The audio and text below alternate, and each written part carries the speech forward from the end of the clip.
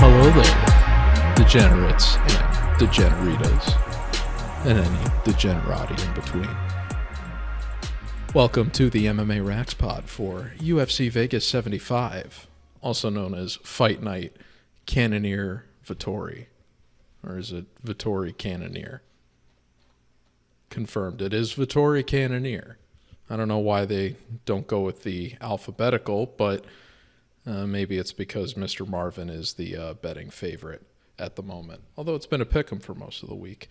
We'll get into that. And 12 other fights that I did breakdowns on this week. We've only got 10 picks, so not quite no dozen leg parlays, unfortunately. But if you're feeling bold, I'll still give you the grades and opinions on the angles that I'm running with that. But before we jump into breaking down the first fight of the prelims, I would like to atone for my sin relative to UFC 289. And that would be Mr. Blake Bilder over Kyle Nelson. Blake Bilder was a minus 235 favorite when we put him in the parlay and closed at 255. Had a bit of an ambiguous first round, although that was not reflected on the judges' scorecards, and Kyle Nelson ended up winning the first round unanimously. Bilder, in fact, only ended up winning one round on one judge's scorecard, which was the final round, in which he mostly showboated and held position, I guess. The strange thing was Kyle Nelson traditionally did not have a great gas tank, showed perhaps his most complete UFC performance in essentially what was a situation where he was fighting for his job in front of his home country. Going forward, those conditions are not ideal for fading someone in the 200 range. So that was my mistake in the analysis. And it ended up costing a parlay hit last week because Imavov pushed, but Malo and Ige both cleared. Should have had more confidence in the Dariush Oliveira 2.5 under, but thinking Dariush would win, I figured if that fight does get out of the first round, he may just elect to stretch it to a decision given his performance advantage in late fights. Mr. Dariush obviously could not deal with the head kicks that Oliveira was throwing his way from the jump, and Du Bronx was able to pull that out. But one miss, the way this betting strategy goes, can end up costing everything, and in this case, fading Kyle Nelson in favor of an undefeated fighter that did beat Steve Young, or not Steve Young. The name is eluding me right now, but he did at UFC 284 beat an Australian fighting in his home country. Although in that case, I believe the person was coming back from 2 years of ring rust. So, and Bilder was at plus odds then. He was obviously not at the lofty price he was last week. So, going forward, do not fade, or at least, more strongly consider the winning conditions relative to confidence and, where a fighter is at in their career. Kyle Nelson was someone who had been very outspoken about his performance at the UFC PI and his numbers and everything. And, he demonstrated better cardio than he had in the past, I guess, last fight. And he was someone who we knew could at least crack against perhaps fighters that weren't necessarily at the UFC level but had found their way onto the roster. So he was at least going to have the damage advantage, and on top of that, fighting for his job in front of his home fans. I think when you've got fighters that have that hometown cooking edge in their favor when they're fighting under those conditions going forward, you have to more strongly consider that if you're going to be fading and paying a big price. That is one red flag that I've identified among, at least over 100 in the last year. I've tried to record every single time that I've bet a favorite, whether it's a rounds play or a money line, and it hasn't come through. And then try to go back and see where the mistake in the analysis was relative to the variables I looked at before jumping into the next week. So when MMA Racks becomes an actual content platform in the future, I would ideally like to make all of those articles. And I'll be able to write about them at length and go back and, if not pull footage from the fight, at least demonstrated where things went wrong, and translate that into knowledge that you can use and everybody betting on MMA can use going forward, if they so wish, when factoring in their analysis. You can all learn from my mistakes and not pay the same price that I am. Not only fiscally, but on my reputation, where on MMA Racks now it says I bet on Blake Builder and made him a parlay leg when he was dancing around in round 3 and gesturing to a crowd that was not cheering for him. It is what it is. We've lived with Jake Matthews, Tucker Lutz, Steven Peterson. My list of sins is very deep, and I will atone for all of them in due time. And I'll try to do it every week as well. But that's enough reflecting on the mistakes of the past. 289 is behind us. The Lion of Lions and the Lioness both emerged triumphant, and it was a great night for UFC Canada, which, in wake of the James Krause fiasco and what was really a terrible year for Canadian fighters in 2022, all things considered, very, very good bounce-back effort. Nice little spot for Mike Malot to build on, and it'll be interesting to see who he gets next, because he looked very complete, but it's still not quite clear how he will measure up against ranked competition. So Fugit was, if not necessarily a step up, one of the best guys he has faced in his relatively inexperienced MMA career, despite how long it has lasted. So it'll be interesting to see who he gets next. But as I said, that's enough for 289 for now. New card, Vegas 75. We start with Zach Pauga and Modestas Bukauskas, which has surprisingly become a bit of a heated debate on MMA Twitter and the gambling circles this week.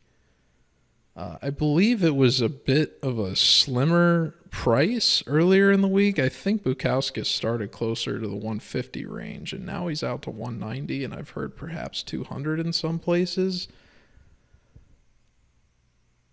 I watched both of these fights this morning, both of the most recent performances of these two fighters this morning, when Bukauskas beat Tyson Pedro at 284, and when Zach Pauga, in the co-main event of a UFC fight night earlier this year, beat Jordan Wright by unanimous decision.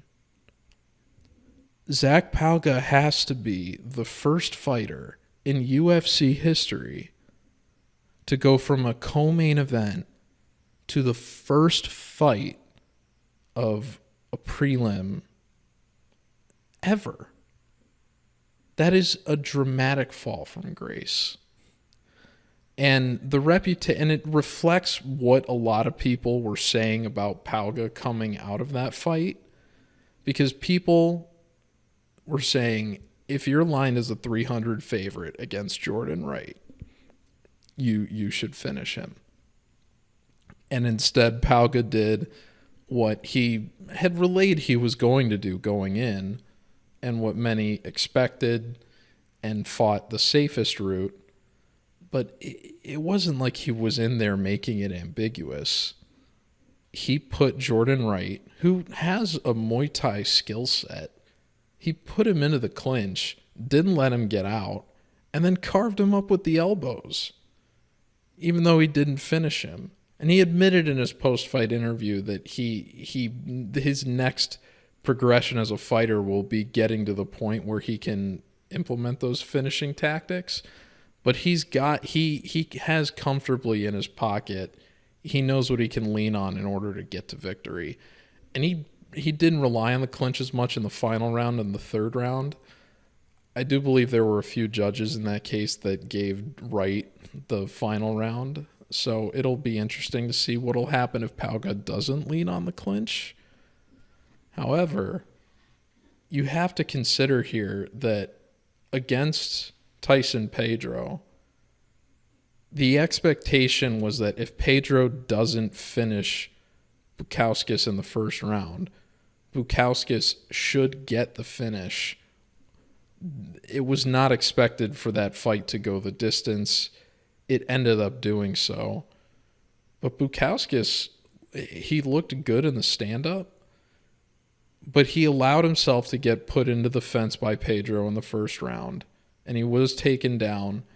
And had Pedro not done the bizarre move to let go of the guillotine when he had been in mount and regress in his position and then attempt a somersault into a heel hook or a leg lock of some sort that allowed Bukauskas to get back up, and then the fight never hit the floor again. And when Pedro got back up, he was pretty much already done. And there were 10 minutes left where Pedro really couldn't return much other than leg kicks. And Bukauskas had an avenue to do pretty much whatever he wanted. And he didn't do anything other than coast to a decision. He did get a 30-27, I believe, from one judge, but he did end up 29-28. He was an underdog, so credit if you bet him. Pedro was another guy I not only that, I took the -1.5 thinking Pedro's going to gas, so Bukauskas can probably knock him out if he doesn't get finished within the first, however quickly that fight hits the floor. But fight IQ has a way of dragging out results when it tends to be lacking in some ways. And it can go both ways. You need two dance partners. With that in mind, because Bukauskas showed that kind of not only conservative overall skill set, the stand-up looked good, but we didn't necessarily see him be able to go after and pursue the finish against a guy that had a demonstrably bad gas tank and had never seen a third round himself. You compare that to Pauga, who is looking to actively be a finisher, and even if he can't get there, is more than confident in his ability to drag out a fight to a decision where it's favorable for him to win. You have to think that this fight is going to go the distance. One of the funniest things I've read on MMA Twitter this year was MMA or Prodigy MMA's take on this fight, which is that this is the closest thing we're going to get to a women's bantamweight fight at 205 pounds in UFC history. So a lot of clinching and probably going to go the distance, as many women's fights do. You can get the +2.5 rounds at -175. And I think that's the much safer hedge here, because what this is going to come down to is how long Bukauskas gets stuck on the fence. If he gets pinned in there and can't get out, and Pauga, who is a former American football player, is able to tie him up on the fence in a way that Pedro abandoned after, the first 5 minutes of his last appearance, Pauga's going to be able to carve him up and possibly open him up. And Bukauskas is a guy that we've seen get finished before, so it's certainly possible. Now, I've been sandbagging Bukauskas for not finishing Pedro, and obviously you can say the same thing of Pauga relative to Wright, but it's also very obvious who did more damage in their respective fights, despite the fact that both of them fought somewhat conservatively. Ultimately, we saw more from Pauga that should inspire confidence. than what we got from Bukauskas. So if you're going to bet the money line here, I think the value is actually on Pauga if it does go to decision. I think it probably will come down to what happens in the second round, as many of these fights do. It's kind of a safe opinion to, say that's what's going to happen, but it's just kind of the trend that I've noticed in these close results. You can usually tell who's going to win the first and who's going to win the third if you've got an idea of how the fight's going to go over the distance and you know which guys are successful at what stages of the fight. At that point, where it gets more unclear is what happens in the middle. What has taken place in the first round that sets up the action for the second, that then leads to what you expect to happen by the end based on how the guys have fought previously. That's ultimately how I just try to approach every one of these fights from the ground up, is tell as many stories as you can with the variables and the signals that are available, and then just compare those to the odds and see what you think makes sense. It's my own little BS approach. Everyone's got to, pull it out of their ass somehow. So here we are. I just do what the numbers say and what the tape also illustrates, and then go from there. So bet plus 2.5 rounds, minus 155. It's already out to minus 175, so dropped 20 points in value since I put that pick out. Still, you can go have it. Wait for both of these guys to make weight. If one of them has a bad cut down to 205, I'd probably end up canceling this. Particularly if Bukauskas misses weight for some reason, I would probably bet Pauga money line at plus odds in that case. But never assume a fighter's going to miss weight. That's not nice. These guys are professionals and we respect their craft. Next fight. Ronnie Lawrence, Dan Argueta. So, look, there's 12 fights on here, so I'll try to make, some of these quick. Others, there's a little more detail worth going into. Pauga Bukauskas, I've seen a lot of people debating that on Twitter this week, so I want to go a little bit more length in that. I have not seen much enthusiasm for Dan Argueta, however, compared to Ronnie Lawrence, who I can tell is someone that the promotion is very fond of, and I'm somewhat convinced that his loss to Sadyakub Kakramanov partially explains why the latter was cut in very controversial fashion in what was called the worst roster cut pretty unanimously that the UFC did in 2022. Hopefully he finds his way back to the top MMA promotion in the world, because the guy's clearly very good. He wanted to fight Umar Nurmagomedov again, and to this point, that is the guy that has given him the closest fight in his career.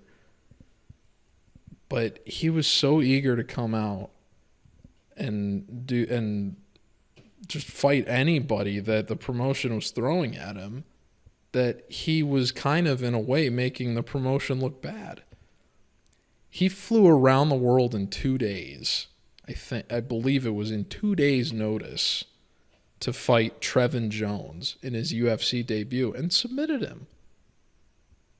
And then fought Ronnie Lawrence next, after Lawrence was supposed to fight Brian Keller, and that fight got canceled, and they rebooked this 6 months later.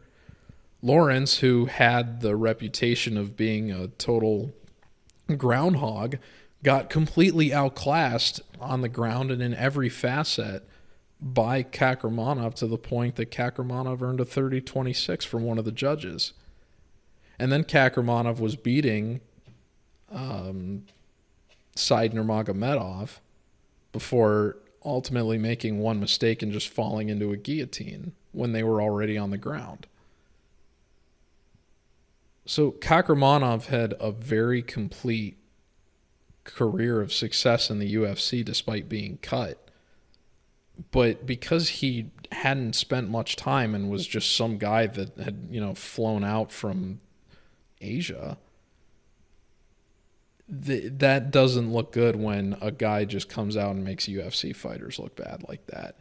And I think that the promotion kind of wanted to bury him for the sake of recovering the stock of the fighters that he had humiliated. Jones was given to Cody Garbrandt earlier this year and was placed in a way that, made this look like, oh, this is a good bounce back win for Garbrandt. If he wins, then his UFC career is re-legitimized and his chin isn't beyond repair. And they were able to do that. And part of the reason they were able to do that is because the image of Trevin Jones was a fighter of legitimate caliber that was worthy of fighting a guy like Garbrandt despite the layoff for Cody. Saidner Magomedov ended up losing I believe it was a split decision to Jonathan Martinez. But we bet Martinez at plus 200. That is the highest underdog that we've called at this point at MMA Rax. But Ronnie Lawrence got the worst of it from Said Yakub. And Dana White is on record. The UFC broadcast team has even said it on their previous broadcast where Lawrence has fought, that they think this guy is special. And that goes back to the point that when they've expressed interest in a fighter like that, and then someone like Said Yakub Kakramanov comes out of left field and humiliates them, that makes their judgment not look good. So this is very much a situation where Ronnie Lawrence needs to win. I think this is a good matchup for him. He's fighting a guy that is cutting back to a weight class that he fought at previously. Argueta did at bantamweight, but neither of his UFC appearances were at bantamweight. He ended up fighting at featherweight in both instances. I believe he was supposed to fight at bantamweight in his debut.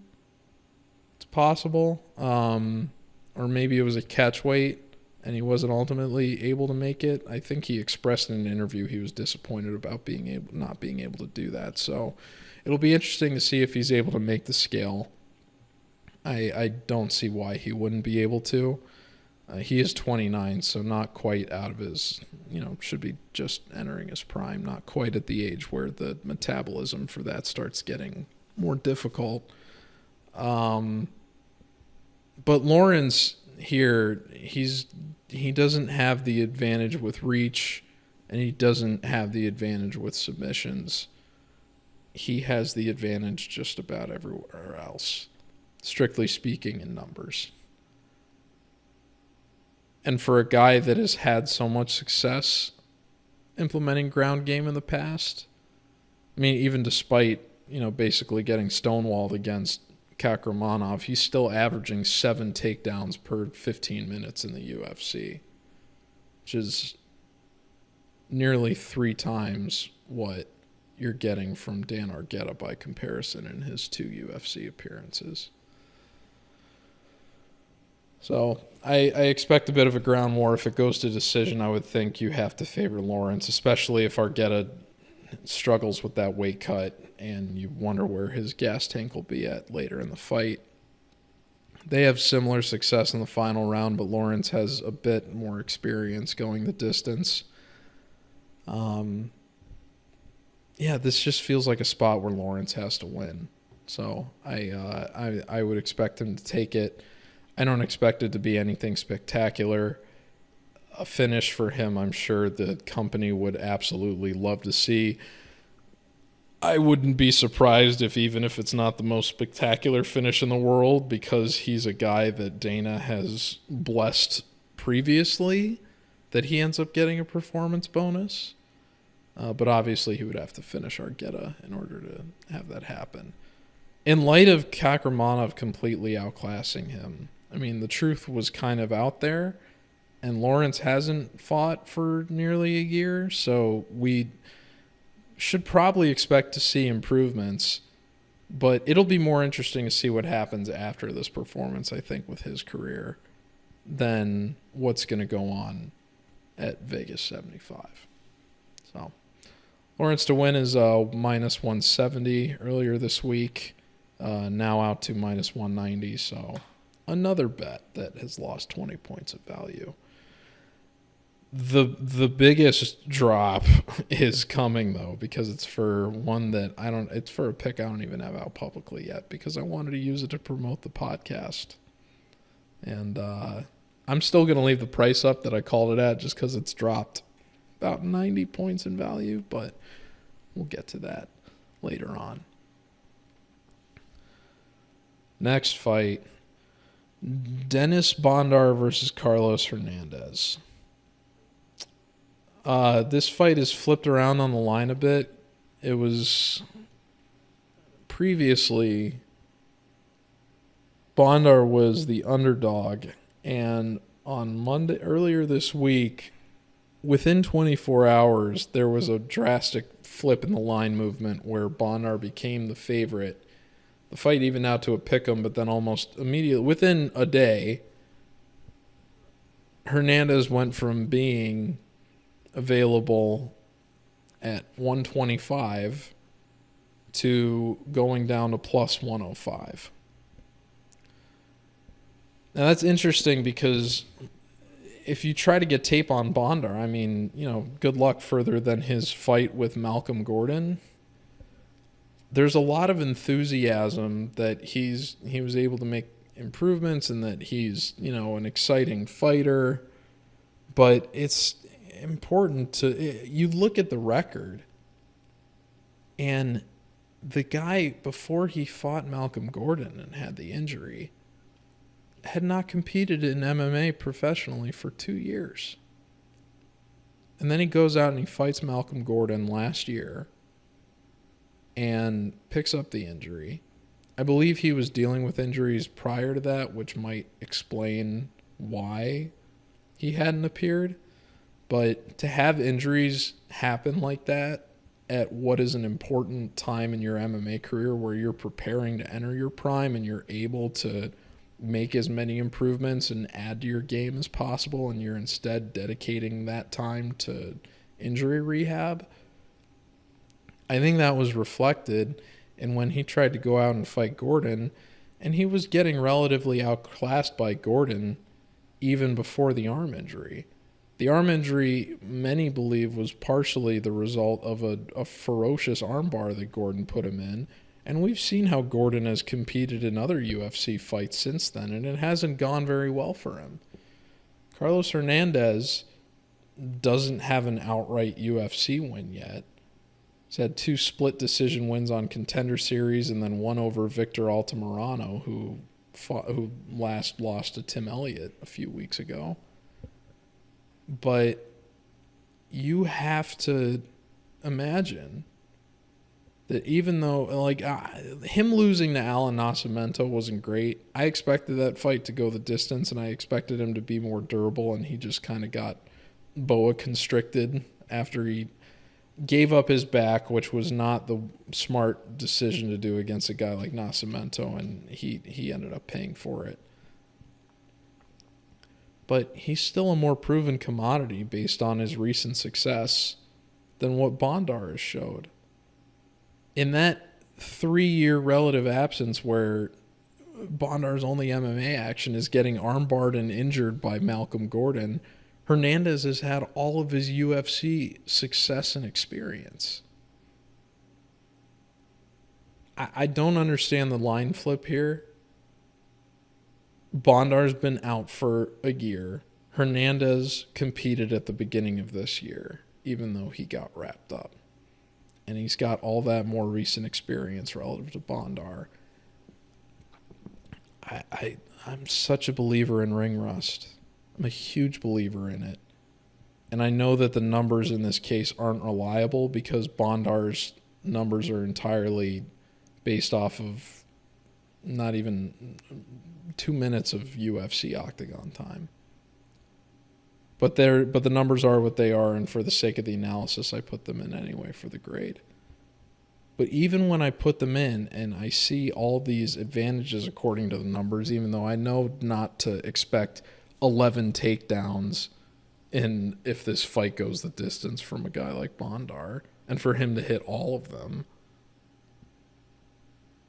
I can still look back at my history of analysis and see how many instances where the difference has merely come down to who's been in the ring more recently, and look at the experience that Bondar has had elsewhere relative to what Hernandez has, and feel that the guy that has just been through it more at a higher level more recently is going to pull out the result. So Hernandez is plus 109 now. Very, very playable. Extremely playable. You're talking about a guy who has had his entire UFC career inside of the relative 3-year window where the only pro MMA appearance he's had is getting hurt in less than 2 minutes against a fighter that has proven he's not qualified to be even considered for ranking in his division. So, Carlos Hernandez by decision is something I think that is what I would expect. I'm not going to say to go outright and play the prop because you just don't know what Bondar's durability is relative to how many injuries he's had. Even though Hernandez doesn't have any UFC finishes yet and he's gone the distance in both of his wins. But I still think Hernandez money line is the better play here between these two. I'm very surprised Bondar flipped, and I wonder why that was the case. Next fight, King Ho Kang, forgive me if I butchered the pronunciation, against Christian Quinones. Quinones is coming off a ferocious knockout of Khalid Taha and was the underdog in that fight, which I believe was at UFC Paris last year. And we did pick Quinones to knock Taha out on what I believe was largely a ring rust play, because we saw Quinones on Contender Series and Taha had not fought in a little bit. So, with that in mind, King Ho Kang has been out for about a year, hasn't fought since UFC 270, where he got the win over Batgerel Dena, who most recently had the fight in hand against Brady Heistand for letting it go in the final round. Batgerel Dena is a fighter that I've faded more than a few times. I did bet last year the plus 2.5 on King Ho Kang. I did grade him to beat Dana as an underdog, but I felt more confident in him. If he was going to control the fight, it was going to go the distance rather than him actually knocking out Dana, and that is in fact what happened. Dana is a guy that had been kind of screwed over on decisions in Asia before, if you remember his fight with Alatong Haley. So I figured I didn't know which way it was going to go, and maybe King gets knocked out given his age and the power advantage Dana had, but faded Dana against Hernandez and Kang and Heistand, and it worked out in every case. However, obviously the Heistand one was a bit of a salvage. Did not seem like it was going well for Mr. Brady. As for Mr. Kang, I think that he's got a pretty good shot in this fight just because of the vastly more experience he has compared to Quinones. And Kang's been knocked out, but he hasn't been knocked out at the highest level. I believe he hasn't been finished, period, in the UFC. And that is correct. He has not been finished since 2011, so it has been over 12 years. Not the highest, most acclaimed level of success, I think the name most people are familiar with on here in terms of who he's beaten is Guido Canetti, who is in his 40s, is 43 at the moment, and is likely all done with his MMA career, coming off his most recent loss. So Kang, it's tough to have confidence, I think, in a guy that has not fought in a year, who hasn't had a great level of competition in his UFC career relative to who's on the roster now, despite his tenure. I can understand why Quinones is lined at the price that he's at.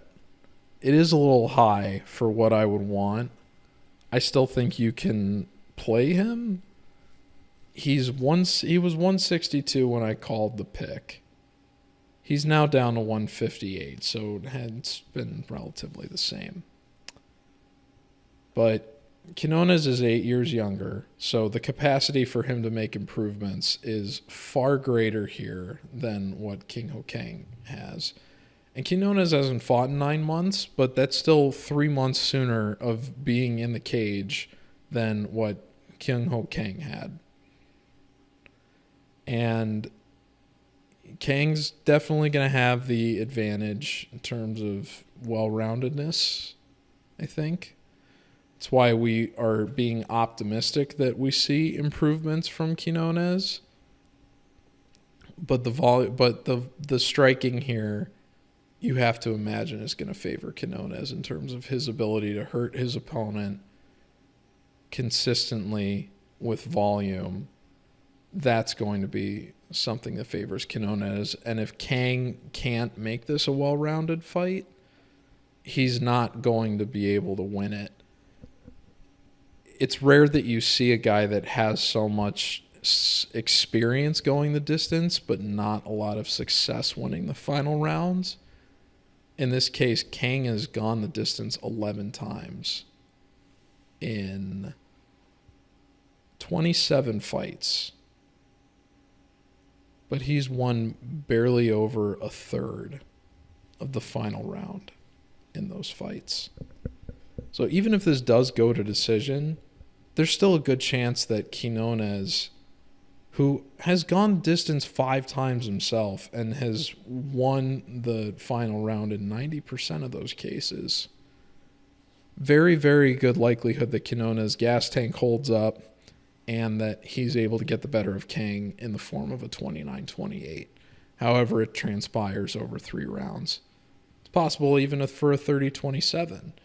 And we see elements of Quinones' game that we didn't get to see against Taha because he put him away so quickly.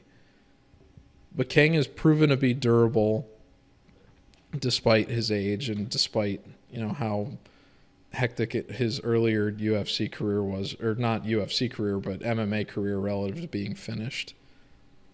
So you have to go with Quinones here. But it is interesting that Kang has the well-roundedness advantage, the UFC experience advantage, and may even have the durability advantage because he has technically been finished less often and hasn't been finished in 12 years.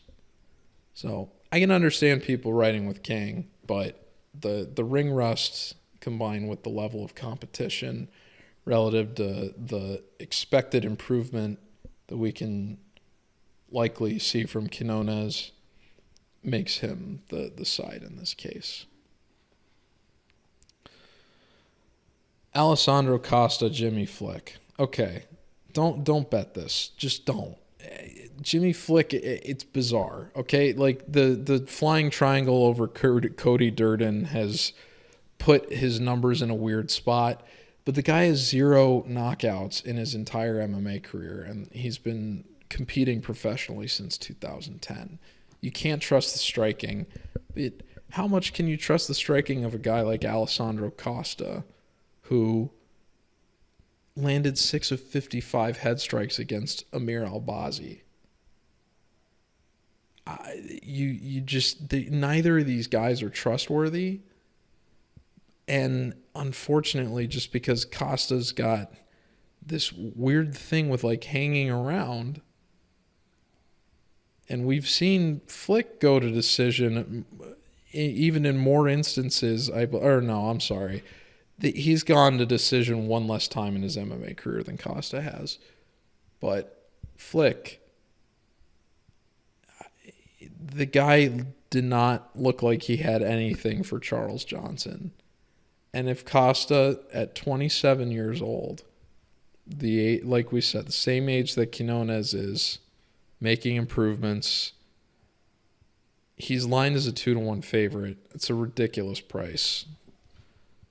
I'm curious if it's held up, and it's actually, the line's only gotten wider. So everybody is just anticipating that Flick, because he has absolutely nothing on the feet, is going to not have anything for Costa. But there are levels to this game, and if Flick's submission game is really that off the charts better than Costa's is, and Flick is just trying to get one more win and walk out, I mean, you're going to feel silly if Costa, the inexperience, flares up immediately and he ends up making a mistake that young fighters do and gets caught in something that Flick punishes him for. So just sit back and enjoy this one. It's probably going to be a weird fight, if not a quick finish. But yeah, just kind of use this as a palate cleanser, because you've got 4 fights I just gave out picks for before this you can enjoy. So just don't pay this one too much attention. Next fight, we are now on to the main card, is Nicholas Dalby and Muslim Salikhov.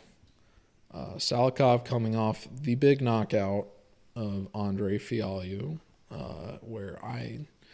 that fight, I believe, had been a pick'em most of the way, and then I believe Salikhov closed as the slight favorite, and I had been on Fialho, and Andre's presumed power advantage did not pay off for him. He gassed, as he has in a lot of his UFC fights, and Salikhov was able to put him away in the early 3rd round.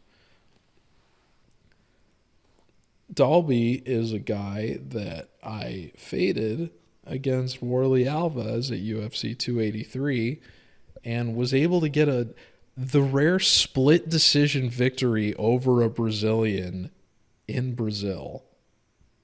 That is a nice feather in the cap of any MMA fighter. That is very, very difficult. So I did think Dalby won that fight. What was crazy was you expected Dalby to have more of the well-rounded success in terms of getting the fight to the floor and the grappling and putting on a more complete performance, whereas you thought Alves would have the striking and the power advantage. What ended up happening was Dalby had the advantage on the feet, and Alves fought the more well-rounded performance. Fight ended up going the distance, as every one of Dalby's official UFC performances has, and Dalby got the nod. So Dalby just has a knack for dragging things out. Even though you watch him absorb strikes, and it's not the most encouraging result. And you have to factor that in when you're talking about a guy like Salikhov, who's the wushu Chinese kickboxing goat in many respects. I can see why people are betting Salikhov here, but the experience strictly in MMA terms that Dalby has going the distance is so much more pronounced than what Salikhov has, that if this fight is not the pure striking battle that Salikhov needs it to be, and Dalby's able to get out of the first round, as he has in every performance that I would be curious when the last time he didn't get out of the first round is, because the guy's never been finished himself. Not including the no contest against Jesse Ronson. The last time that Dalby didn't get out of a first round was in 2013 when he was with EMMA. So that was 2 performances. That was before he went to Cage Warriors, and that was before his first stint in the UFC. And in his debut, he beat Elizeu Zaleski dos Santos by split decision, who got a win over Abubakar Nurmagomedov a short while ago. That also went to decision, and I believe was a split as well. Anyway, Dalby, he's got the experience advantage in UFC terms and just in MMA terms, and the experience going the distance, even though Salikov has had success in fights that have gone to decision himself. And the finishing upside is obviously with Salikov here. But if this fight gets grimy and weird, and it always does with Dalby, except in the one instance where he fought with Jesse Ronson, who got busted for PED shortly afterwards. Was it PED? I don't know. He failed his drug test. Anyway, it's no contest. It's a result that doesn't count. All the other results in the UFC he has, it does count against guys like Zaleski dos Santos and Darren Till and Zach Cummings and Daniel Rodriguez and Tim Means and Warley Alves and Claudio Silva and Cowboy Oliveira. All of those guys he's grinded out for 15 minutes with. So you have to look at that relative to Salikov, who's only been finished by a guy who we know has nuclear power in Leach. And Leach was able to do that largely, he got him at the end of the second round. I had the plus 2.5 rounds on that fight for Salikov. And I remember just thinking it's just going to come down to, is he able to keep Leach off of him where he doesn't get hurt? And by the end of the second round, it didn't happen. But he had shown against a guy like Dos Santos that, he had the capacity to get hurt himself.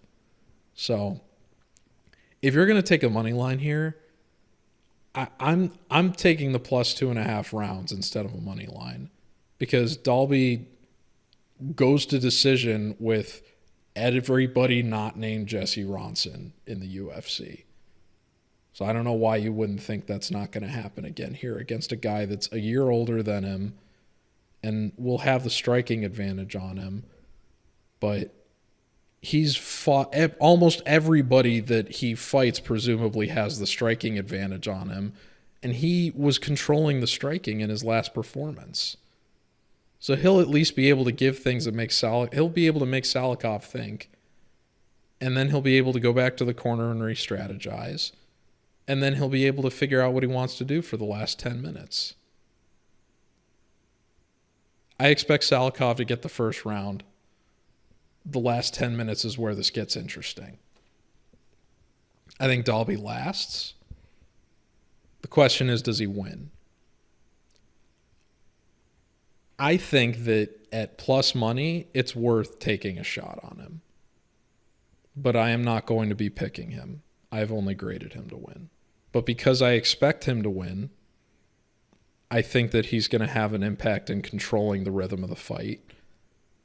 And I think that's why the plus 2.5 rounds is the better play here. So I think I am going to make this a parlay leg because the value on this is held this week relative to some of the other plays. These are 2 very high IQ fighters. And often when you have that, if you're not expecting the fight to end in a finish, you can usually expect them to control the rhythm of it in the way that people are expecting it to play out. And this fight is favored to go the distance, so you would think Dalby is able to do that for the 9th time in 10 appearances. Anyway, plus 2.5 rounds on Salikov Dalby. If you want to take a shot on the money line, give Dalby a spin. But I'll be satisfied with the result either way, as long as it isn't another finish for Mr. Muslim Salikov, who's very entertaining. I would say most entertaining kicks at 39 years old, but Wonderboy Thompson put on the performance of a lifetime against Kevin Holland. So, moving on. Ooh, another rounds pick I feel good about in Manuel Torres versus Nicholas Mata, and I'll explain why. So these guys are. It's interesting. This is a main card fight, but compared to Bukowskis versus Pauga, just given Pauga was at the Kobe before, but it speaks to the UFC wants to grow their brand in Mexico, man, and so they're guy like Manuel Torres and the standing he's at and the consistent first round finishes, they want to give him fights that he's able to showcase that skill set and get that audience excited, get everyone excited, obviously, but they're trying to cater obviously to the Mexican American audience as well as the Canadian American audience, as was reflected in last weekend's card. So that explains why Torres is on the main card against a guy like Nicholas Mata, who, when you combine the total MMA careers of these two, all 32 fights, they've gone to less than the halfway point in 25 of those 32 instances. So only 7 times did their fight go out past the halfway point. And in every case, both of them got finished within the first half. In the instances where they were finished, Torres went to decision once. Every other fight has ended, I believe, in the first round. So the guy has very, very consistently been ending fights within the first 5 minutes. And he's fighting a guy who just came off a knockout win within the first 5 minutes against Cameron Van Camp, who I believe may have been lined as the favorite. I could be wrong, but I do remember that I took the -1.5 on Mata Van Camp last September, which was available at plus odds. And I felt very good about that because I thought Mata and Van Camp were just going to trade with each other. And Van Camp had shown he wasn't quite at a UFC level, and his chin had been put away pretty badly earlier in the year against Andre Fialho. So Mata has shown he can crack, and he's shown a very, very willingness to put himself in a position to crack with his opponents. Not a guy that's going to want things to go to the ground, not a guy that's looking for submissions, not a guy that wants to go the distance, wants to end the fights early. He's going to give Torres the fight that Torres wants. And if Torres gets the fight that he wants, he's won in almost every case. He's won in every case. The 2 finishes, the 2 times he got finished, they were both by like leg locks and heel hooks. So even though he's got submission credentials himself based on his wins, the guy hasn't been put away himself yet, but also hasn't faced the super highest level of competition.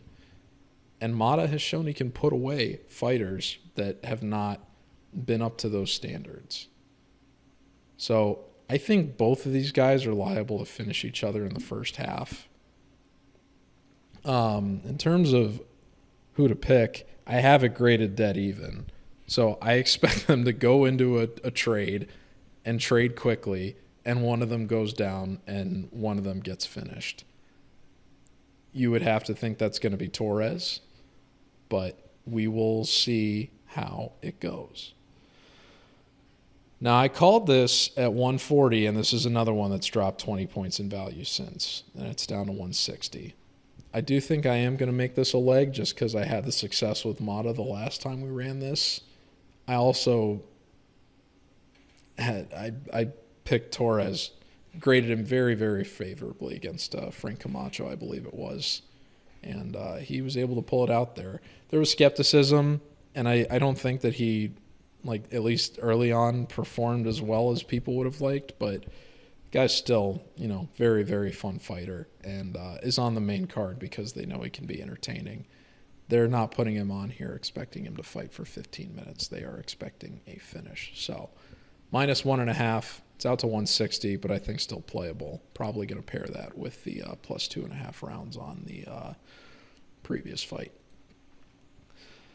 Next, Sabatini, Lucas Almeida. Sabatini was also on the card at that night that Mata knocked out Cameron Van Camp, and Sabatini also was on the wrong end of, or rather, was on the wrong end of a first-round knockout that night from someone who I don't think at the time was really being acknowledged as being a step up in competition for Sabatini, but has since kind of demonstrated that in Damon Jackson. Jackson, after getting that huge upset win off of a head kick KO while fighting with a heavy heart for his brother who had passed, I believe, earlier in the week, Jackson got a fight against Dan Ige and kept it competitive, but Ige completely controlled. Was able to return fire, but ultimately did end up getting knocked out pretty badly. But didn't, it wasn't like it was a total washover. Ige just got him really, really bad late in the second with a nice uppercut. One of the better punches, honestly, that you're going to see in this year. Which is why it was funny. It was on the first card of the year. It was Strickland Imavov. And Ige crushed him. Got one of the knockouts in the year to open the year. But prior to that, Jackson was still probably the best opponent that Sabatini had faced. And when you look at the other four guys that are on his resume, I mean, it just makes you wonder, like, why was he lined so heavily against Damon Jackson? And to be fair, I picked Sabatini too.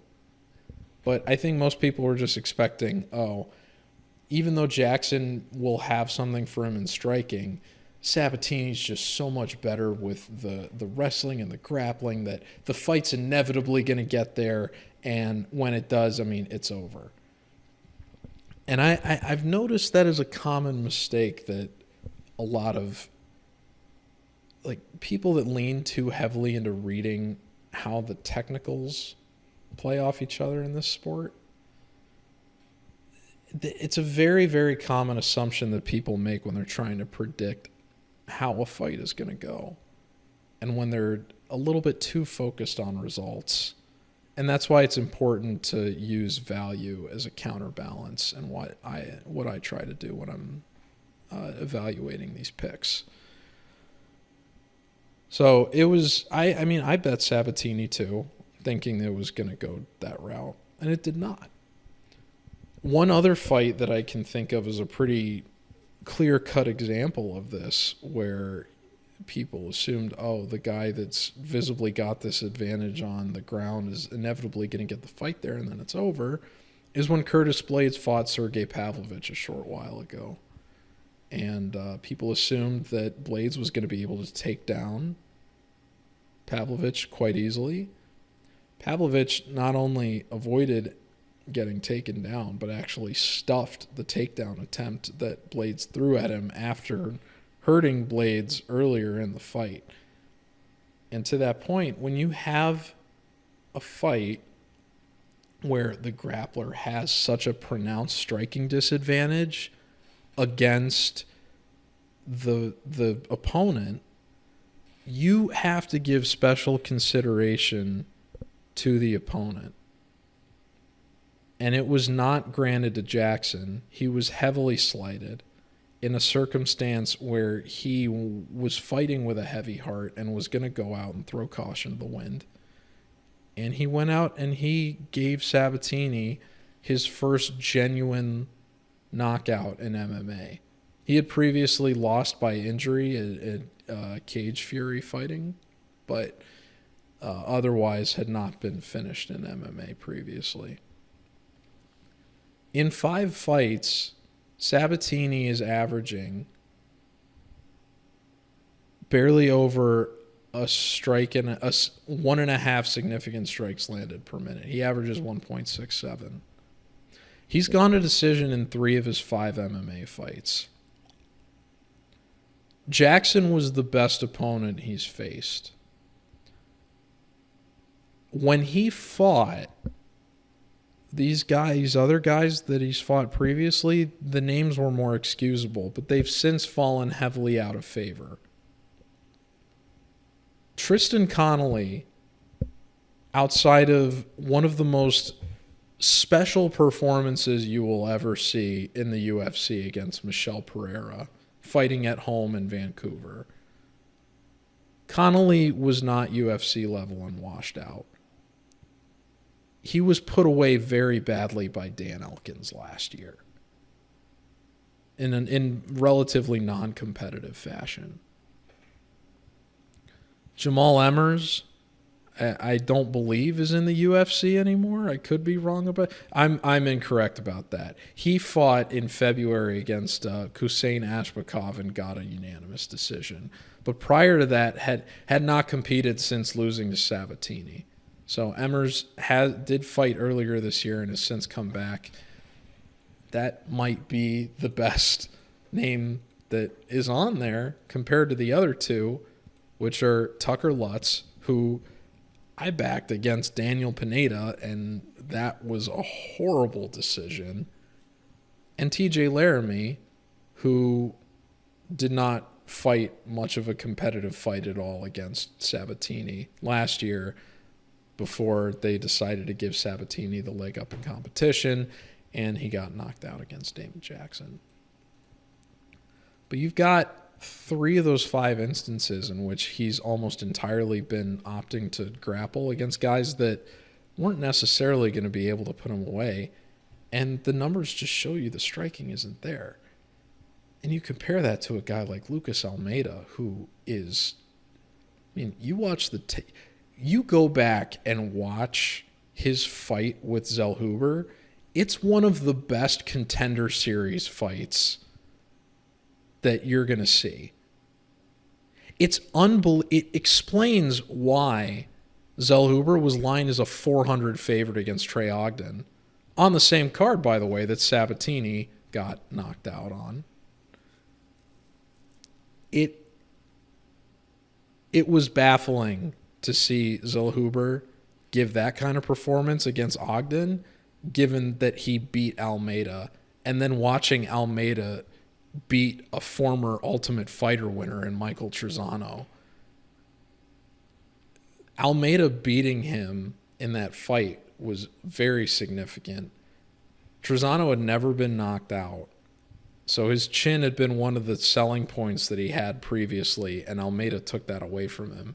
And then Trezano, despite fighting one of the most insane one-round fights you'll ever see last year, and I believe it was UFC 281 against Sungwoo Choi, still ended up getting cut.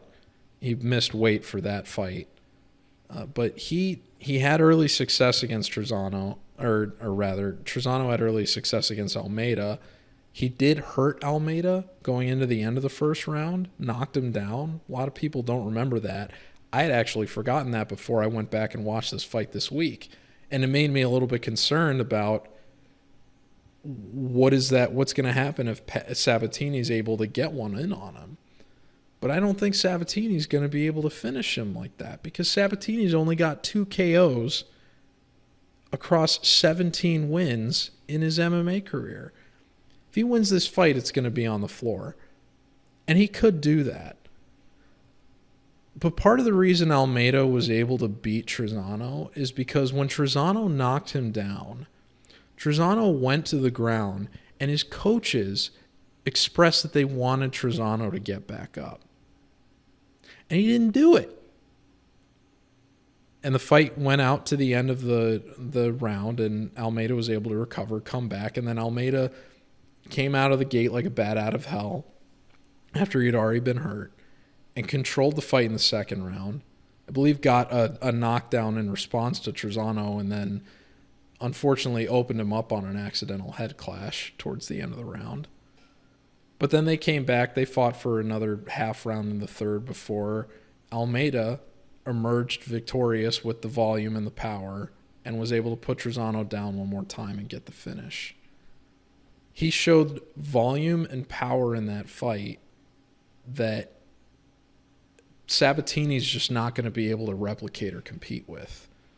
And this fight starts on the feet.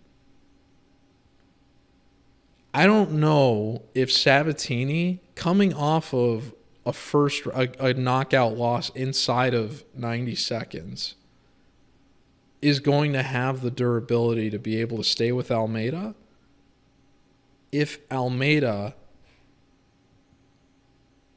is able to do damage on the feet, which is where the fight starts. And when Almeida knocked down Trezano, he didn't hang down there with Trezano and let Trezano do any sort of groundwork to survive. He let the fight come back up because he knew that Trezano didn't have anything for him on the feet after the first round. If Almeida fights with that same kind of discipline in terms of understanding where his path to victory is against Sabatini, I don't think Sabatini's going to be able to win.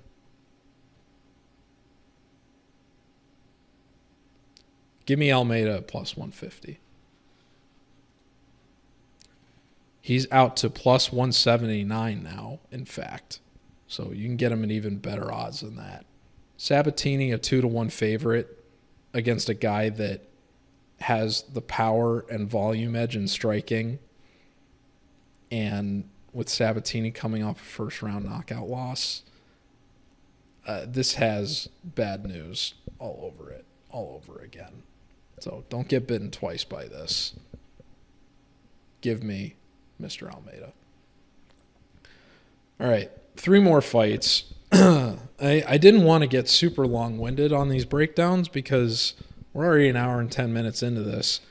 And the main event was one that I had a lot of different thoughts on relative to the two fighters because they've both had very visible and interesting paths over the last year in MMA.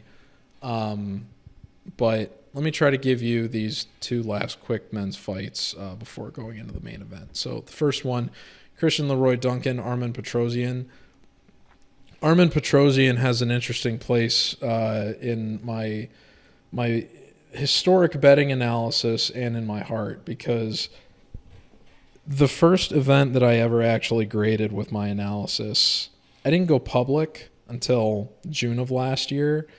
I'm forgetting what event it was, but the first fight that I ever graded was Jeff Molina versus Zalgo Zumagulov. So best of luck to Mr. Zumagulov this weekend as well, by the way. Hoping that's not yet another split decision, which is what the Jeff Molina fight was. But fight night, Makhachev Green, in February of last year was the first event I ever graded. I went 2 for 4 on underdogs that night. I won't ever bet wrong Zoo again. I also made the grave mistake of betting Joel Alvarez over Arman Tsarukyan. So a lot of lessons learned that night about, just not trusting a reach advantage on its face relative to a guy that's got a complete ground skill set like what Tsarukyan had. And I'm sure that's a funny comment given everything I just said about Almeida Sabatini, but let's not pretend like Sabatini's striking is anything compared to what Tsarukyan has. When Pat Sabatini can knock down Mateusz Gamrot with a spinning back fist, give me a call, despite what Chris Lee or any other judge may think. Anyway, Joel Alvarez and Rong Zhu lost that night, but Terrence McKinney won. That was one underdog I graded to win. And then Armen Petrosyan won as well on a split decision in what I thought was a razor-close fight. And so many people are basing their confidence in Petrosyan this week against a guy like Christian Leroy Duncan based off of his success in that fight against RoboCop. And I wonder how good RoboCop actually really is, because he's come, I believe Bruno Ferreira was the opponent he just lost to at 283. He did manage to beat Chidi and Jaquani, but we saw Chidi lose his most recent performance to Albert Duraev, who got completely outworked against Joaquin Buckley.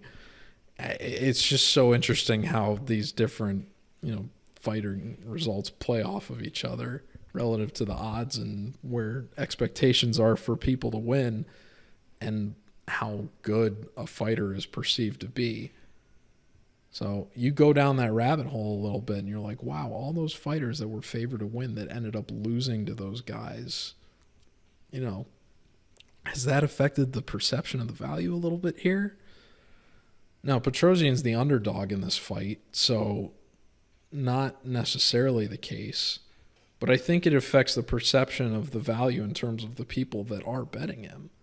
This is a guy that had a highly questionable result that he's since tried to hide from the Tapology veterans right before he joined the UFC roster. And he does have his Contender Series result, I believe, was a head kick win, and that was great. But the guy does not have the kind of lights out power that you're hoping for. And I'll tell you something else that I think a lot of people that are optimistic about him based on that RoboCop result are not considering. The shift in emphasis from at least to damage as a more subjective criteria for judging generally in MMA didn't happen until the middle to late of last year. And that was before this fight where Petrosian got the split decision. But in round 3, very early on, got kicked directly in the face by RoboCop. It was brutal. Like, face directly cracked open. You could hear it just shin into, like, forehead, nasal, sinus. Like, it was... Petrosian wore that cut and was able to grind out the decision, and it speaks to the ability to go the distance under that kind of adversity. He is a guy that's been sparked before. He's been knocked out in the first round, so it's difficult to get a read on a guy's damage tolerance like that, given those conflicting results and the fact that he's only had 10 fights. But you have to wonder if that fight had happened after the emphasis on damage became the main scoring criteria. Would he have gotten the win? And how different would his perception be going into this fight? He had a very, very easy time with AJ Dobson, who I picked to win. And I believe it was UFC 280. Not a good bet, but Dobson was an underdog, and I felt reasonably good that he was going to be able to, that he would have the power advantage, and he wasn't just going to let Petrosian do anything he wanted. That wasn't the case. He basically stalled out the entire fight and didn't do anything. But Petrosian, he had considerable striking success, is going to be an effective kickboxer, but he's not going to have the punching power that makes you worried about a finish as much as what he offers with the kicks.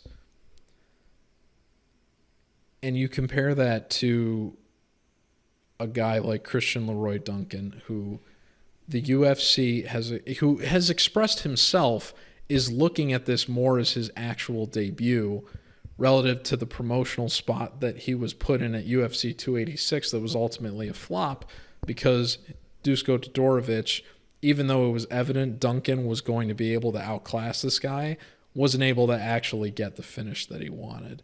So we saw Duncan have success in the striking against a guy with a similar skill set to what Petrosian offers, then go into the clinch, and then as the fight was about to hit the floor, we didn't get to see anything beyond that. Duncan's got more paths to victories here than what I think would merit playing Petrosian as an underdog. I really, really like Duncan in this spot because I think it's very, very evident that The UFC is trying to get him a win, and you factor in other long-standing trends that back success, like an 8-inch reach advantage, a 5-year age gap. Even though you've got limited tape on Duncan in the UFC, you can tell that the UFC is in a position where they really can't afford for this guy to lose. Because for propping up UK fighters, they know Pimblett basically got exposed against Jared Gordon, and that they're going to need to salvage that somehow. They've gotten, I think, as much as they're going to get out of Leon Edwards. I think at this point they're just waiting to see if they can possibly throw McGregor at him at 170 for a title fight, because I think that would be, if that's not a fight McGregor could win, it's at least a fight that you can sell in terms of Ireland versus UK. If you can't, and otherwise, you know Covington's going to walk over Edwards based on what we saw in both of the Usman fights. You want to put Shavkat Rakhmonov in a fight with Leon Edwards and see what happens? I mean, there's a bunch of guys at 170 that are waiting for that shot at the strap that I think can take it away from a UK champion that, when you factor that in with the Pimblett fiasco, puts them in the UFC in a difficult promotional spot when they want to do all these events in London. So they need a guy like Christian Leroy Duncan to win here and be a guy that they can point to as, this is going to be our future UK success star going into the future. And I think at this weight class, he is a guy that could make some noise. And he is a guy that, you know, if they're able to bring him along fast enough, you might be able to sell a fight with this guy against Izzy in the UK in 4 years. If Izzy's still hanging around at the end of his career. If he hasn't moved up to, you know, light heavyweight to fight Pereira at that point, or gone to heavyweight to fight John Jones, and when John Jones is in his 40s by then.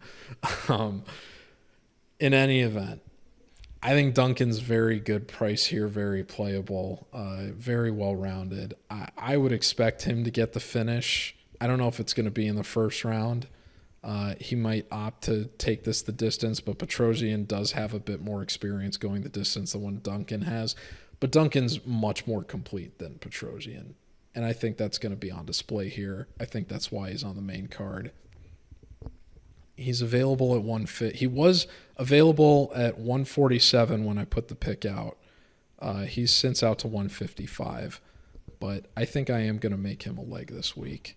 I've gotten bitten before on these inexperienced prospects, but I've seen enough of Petrosyan versus what Duncan offers and where the UFC is from a promotional perspective that I feel pretty good about this result. So give me Duncan.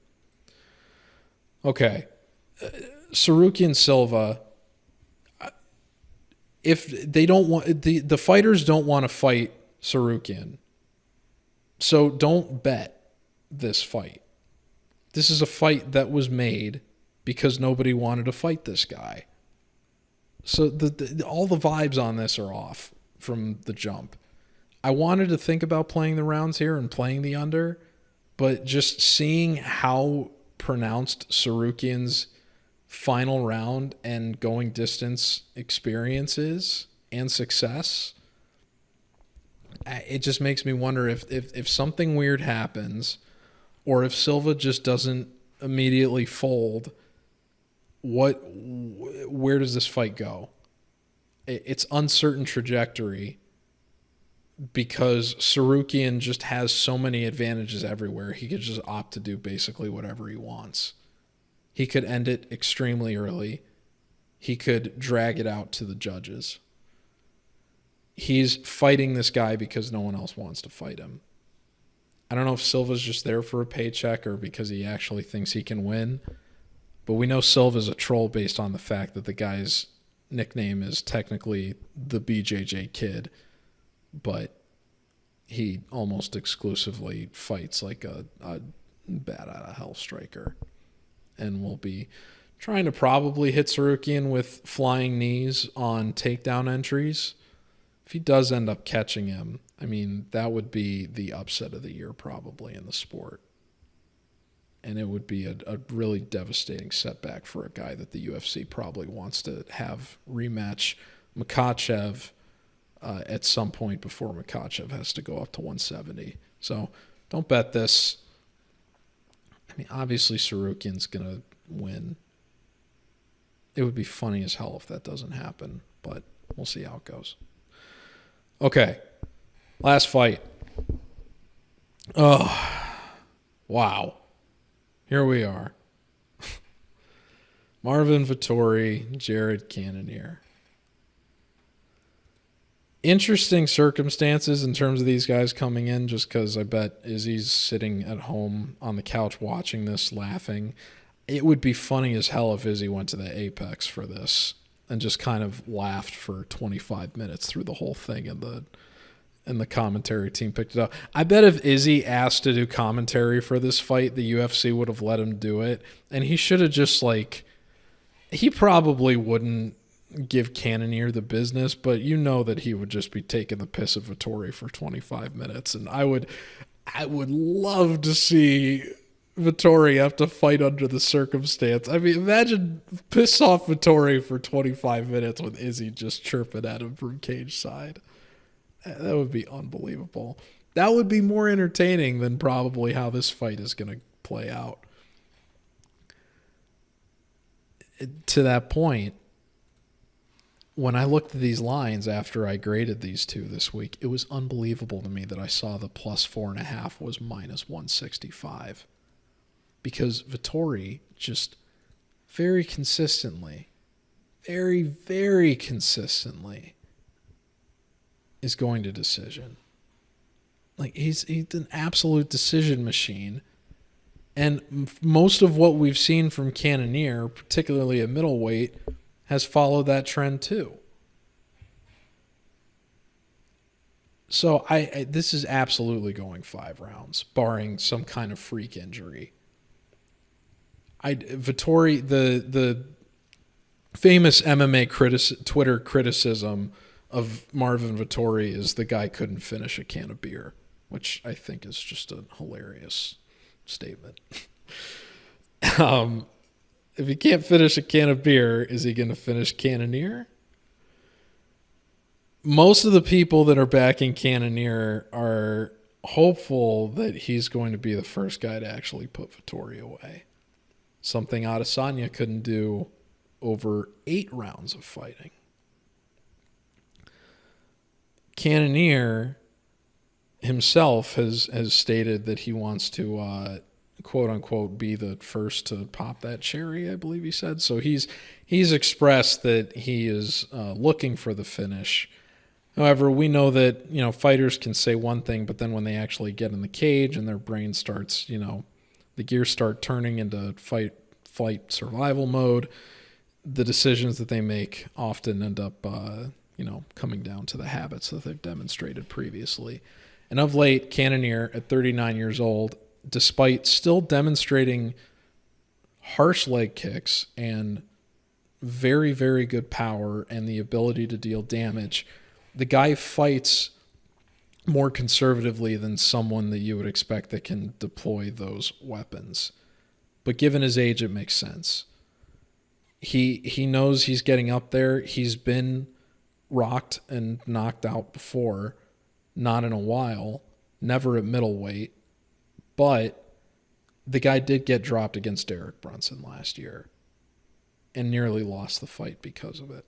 It wasn't until Brunson fell apart in the second round, as what happened against Duplessis, that Cannonier was able to come back and win that as the favorite, which then set up his title shot against Adesanya.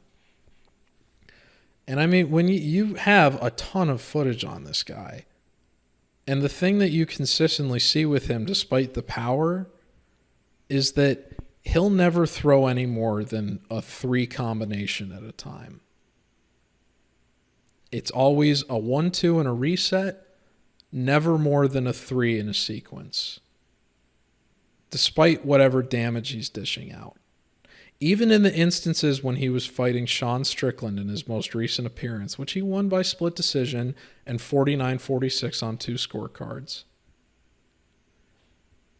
In the times where he had hurt Strickland, or at least visibly dealt damage, he did not force the issue in a way that a guy, you compare to like Lucas Almeida, that's a guy that will throw 6 punches in a combination in pursuit of a finish before going into a reset. Like a guy that'll fearlessly go after it. Marvin Vettori has the most infamous chin in the UFC, bar none. It's been compared to a granite block, a cinder block even. A guy with a chin like that, who got cracked against Dolidze, I shouldn't say cracked. He got hurt against Dolidze in a way that he acknowledged, but was able to respond with counterboxing, which was something that many who were critical of Vettori had expressed he hadn't shown before.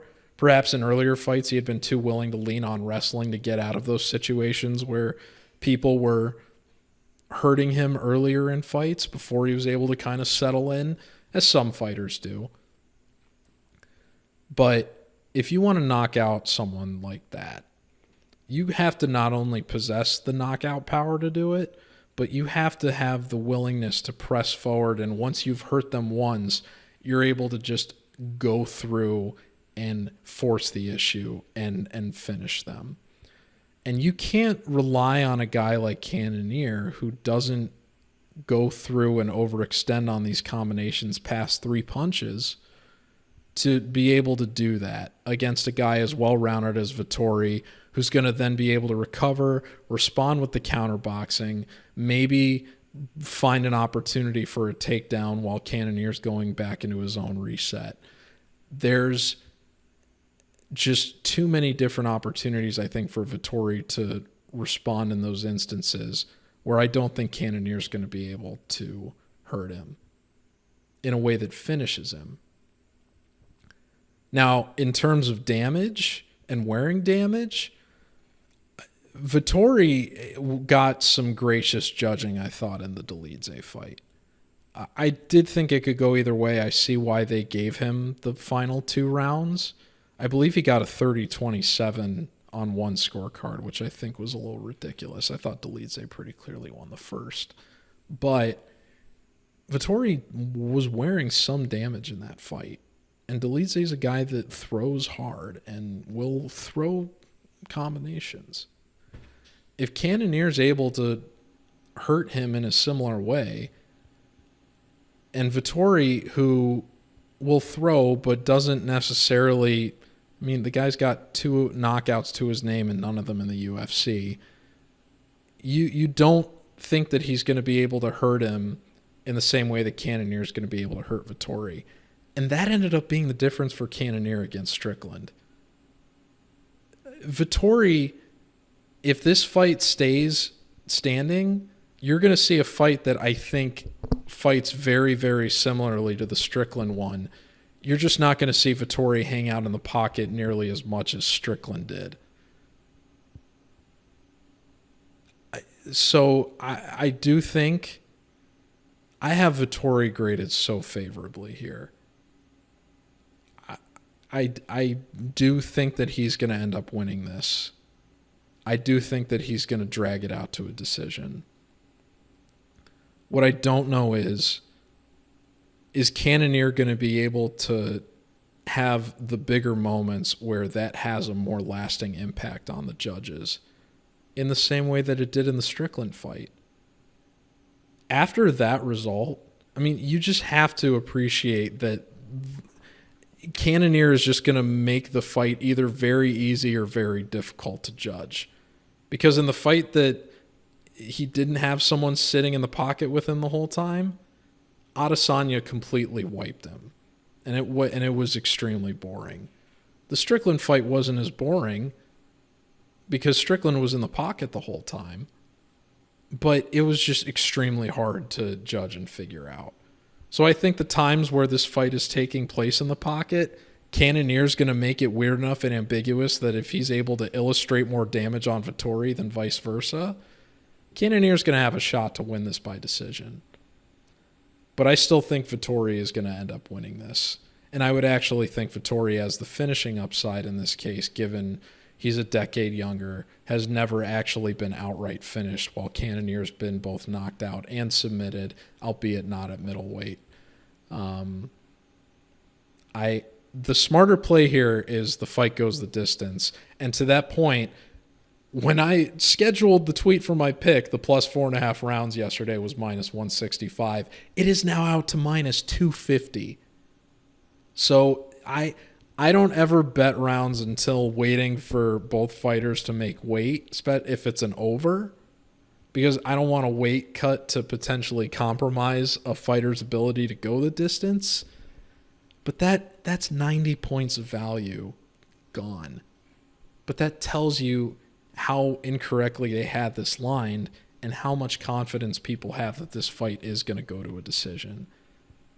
And if this fight does go to a decision, who is more traditionally the decision machine between the two of these guys? Even though they've got a fairly similar record of success under those conditions. Although Cannonier actually not even 50%, just barely 38%, I believe he's won the final round. But I did think he won the final round outright against Strickland because Strickland was wearing more damage on his face at that point, even though I picked Strickland to win. So Cannonier, I think, has a shot here. The better play is the plus 4.5. I'm going to be picking Vettori by decision, which is still available at plus 140. I thought it was interesting that the rounds dropped that much in value, but the props relative to the fighters have not yet. So Vettori by decision at plus 140, I think is... You can't do... I'm not going to do a lock of the week, but in terms of a prop that's attractive on this card, that's got to be the best one. At plus 140, that's lovely. For how much value the plus 4.5 rounds just lost, you got to go after that. So might play that privately, but yeah, that's going to be my pick. So in terms of parlays this week, what I'm angling towards right now is the plus 2.5 on Salikov Dalby. I might want to replace that with Bukauskas Pauga, but I'm a bit nervous about Pauga holding that fight in the clinch and then Bukauskas, keeping going from there. I'm a bit more optimistic that Dalby outlasts Salikov through the first and then makes it a grimy affair over the last 10 minutes, where I'd go with that.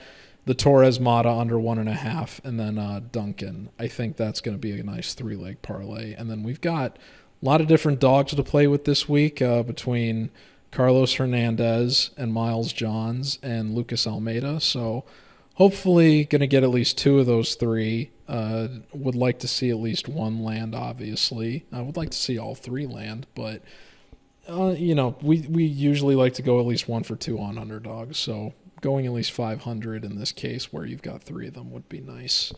Otherwise, went over the no plays. Some other fighters to consider at various prices here and there between Quinones and Lawrence. But yeah, you can look over the stat breakdowns across the picks that I put out on MMA Rax this week. And otherwise, I want to thank you all for tuning in again, and I will be back next week to recap whatever losses come in from this card. Obviously, we're hoping for a 10-leg parlay cash. But we will cross that road when it comes, if it does. However, Vettori by decision is going to be the pick for the main event. Thank you very much for tuning in, and we'll be back next week for what will be UFC Fight Night, Josh Emmett, Ilya Topuria. That'll be a banger. Out of Jacksonville, Florida, so 4 hours north of what you're looking at right now. But thank you very much for tuning in. Back next week. Take care, folks.